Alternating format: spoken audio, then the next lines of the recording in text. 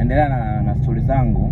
Moja wapo kwenye maisha yangu, vitu ambavyo vimewako kunitokea kwenye harakati zangu za kazi yangu ya chakatuchaka hizi. Umeona? Miaka kama 9 iliyoisha, miaka 9-10 fulani, tulikuwa na ziara na Bestinaso. Kwa sababu kwa nini stori nyingi zinakuwa zinamhusu sana Bestinaso? Mimi ni official manager wa Bestinaso ambaye tayari nina mkataba kabisa, yani tumeandikishana, unaona. Lakini licha kwamba nafanya kazi na Bestinaso, nafanya kazi pia na wasanii wengi sana, unaona. Naweza nikapiga ziara mwaka huu na Bestinaso, na pia nishatengeneza vijana wengi, unaona. Lakini pamoja kwamba nakutengeneza vijana wengi, mimi ni kijana wa Bestinaso, amenitengeneza mimi, after hapo nikakomaa. Kwa hiyo yeye ni babu kabisa, yani ni mzee kabisa, umeona. Tuliwahi bana kwenda sehemu moja ukanda wa Tabora, sehemu moja panaitwa Tula. Bana, miaka ya nyuma kidogo, mpaka sasa hivi hizo tabia zipo. Mkienda sehemu kikuta kama kuna kituo cha polisi, wale askari wanakuwa kama Mungu mtu, umeona. Yani wale askari wale, yani wale mazingira unakuta yani wao ni watemi, yani wakikoa hiki kitu hiki, yani hamsemi. Hata mkienda wasanii wanawaletea ule ungalambe, wanawaletea wale mabavu, yani kuwagandamiza, hawajali na nyinyi mnatafuta. Umeelewa vizuri bana? Tukao tumeenda hiyo sehemu, tukafika sehemu moja panaitwa Tula, tukafika tukapiga PA vizuri na kibali tunacho, umeona. Tulifika tukakata kibali cha afisa utamaduni na tukawapelekea polisi pale, wakasaini hivyo. Yani vibali vinaelekeza hivyo kwamba ukishachukua kibali kipeleke kwa OCS, unaona, wanaenda na saini, basi wanakuwa nafahamu. Sasa askari ilipofika muda wa show, watu washaingia, wako wengi, askari wanakuja askari watatu. Wale askari walipokuja watatu, kwanza wamelewa, wako mbui. Lakini askari mmoja amekuja na mademu kama 7. Wale mademu sio askari. Na kipindi cha nyuma kidogo askari walikuwa kama wamewapelekea kibali na nini, wanakuwa ni washikaji, umeona. Kama wakiwa washikaji, ina maana wanakuja hata kama wamevaa nguo za kiraia, mtakumbukana tu bana, vipi tulileta kibali na nini. Lakini sasa wanaingiaga free shot, walikuwa wanaingia free. Lakini sasa hivi kidogo kuna baadhi yao wamekuwa wastaarabu, kama hayuko dhamu, hayuko dolia na nini, anatinga nguo zake za kawaida, anakuja, na kama atakuja na mpenzi wake anakuja kuenjoy na analipia, umeona. Japo askari ni wachache sana kwa hii miji midogo midogo, hata kama hayuko kazini askari atakuja, anataka kuingia bure, anakuambia mimi ni askari.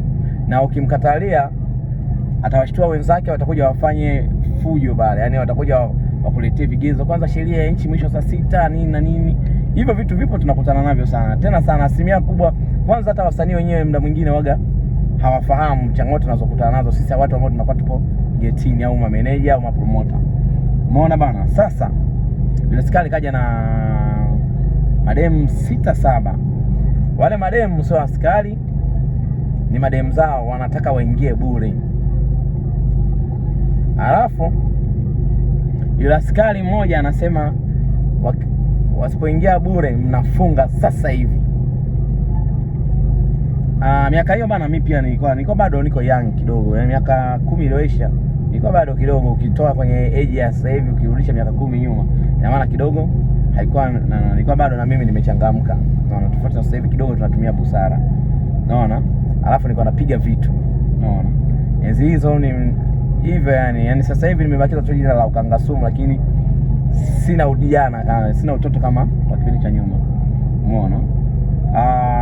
Bana, wala askari wakaforce, anamchukua yule mwanamke wake, anapushi watu walioko pale, mmoja wapo ni mimi, anapushi ingia na hesabu.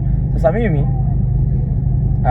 mtu wangu ambaye amenifundisha kazi Bestinaso aliwahi kuniambia, ukiwa una haki yako, kubali mtu akuue ama akufanyeje, kama umesimamia haki haijawahi kupotea. Kilichotokea mimi bana, niligoma wale mademu kuingia, niligoma kuingia. Sasa askari na wenyewe wameelewa, ikawa shida. Yani yule askari mmoja alikuwa ni mstaarabu, yule mwingine mmoja ndo alikuwa mtata zaidi. Yani Kwa hiyo tukaanza vurugu, yani ile vurugu kugombana na askari. Tulipigana sana na askari. Askari bana akapiga kwanza, akanikaba roba yule askari. Ile roba kaning'ang'ania, nikahisi kama nataka kukata roho. Nikaichomoa ile roba. Nilivyoichomoa ile roba, nikamkwida yeye.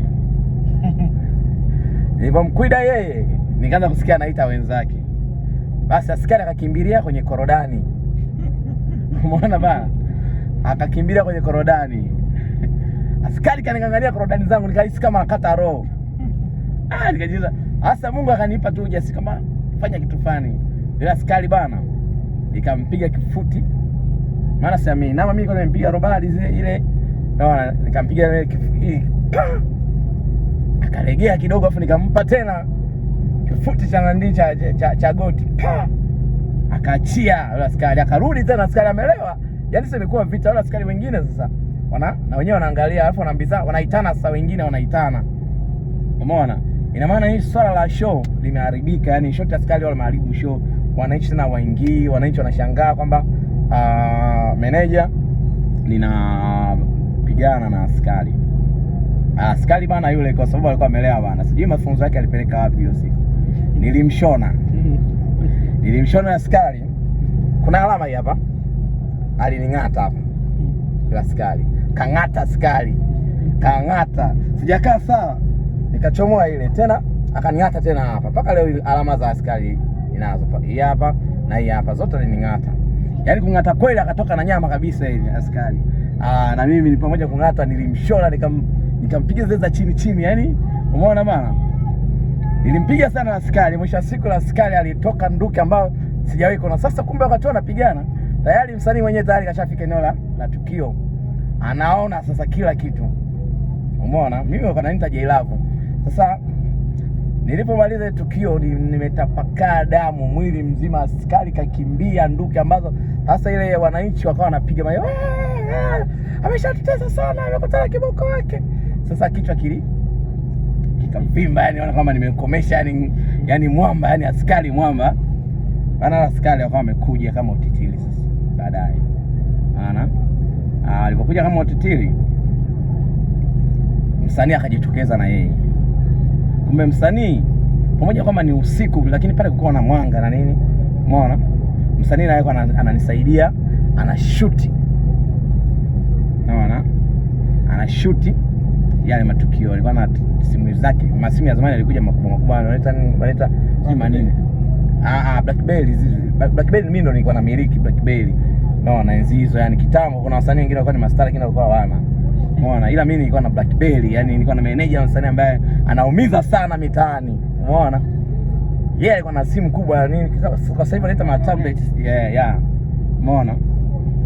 Kashuti, akaona sasa askari wamekuja nini, akamwambia bana, sikilizeni, kabla mjamchukua huyu, alikuwa ananiita mdogo wangu, lakini kwa sasa hivi yeye ananizidi umri kidogo, lakini kwa sasa hivi nikienda sehemu hata ananiambia mdogo wako bado kalala, yani wanamzungumzia msanii, lakini ananiita, anamwambia mdogo wangu, mkimchukua mdogo wangu anzeni kunichukua mimi. Naona kagoma Best Naso kama nisichukuliwe, ikasema hebu angalieni askari huyu ni askari kweli. Umeona?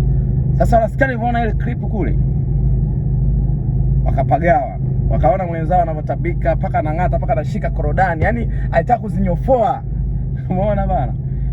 Wakachacha. Sasa wanataka tena wampige tero Best Naso, umnyang'anye ile simu. Kakataa. Unaona? Kakataa. Alafu tunatembea na gari, alafu kwenye gari yetu kuna bonge la panga refu, hapo ukizingatia Best ni mtu wa mara, yani akamwambia, yani nyinyi nitawakatakata kachumbari hapa. Umeona?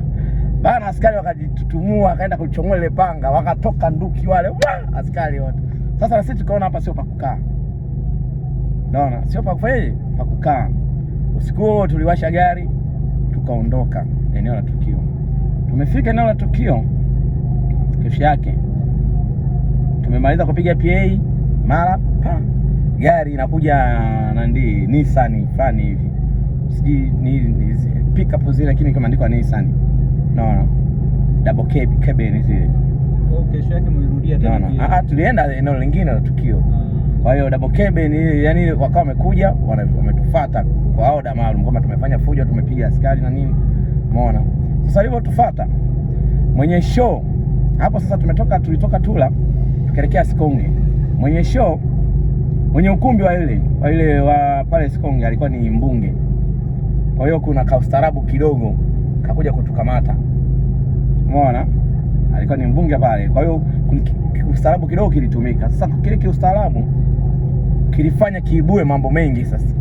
Kwa sababu ilitajika sasa mazungumzo, kwa nini ilitokea mpaka hii ikatokea, tuliwaonyesha. Tukamwambia sasa nyinyi kipindi hicho hamna Instagram, kulikuwa na mambo ya Facebook tu peke yake. Unaona?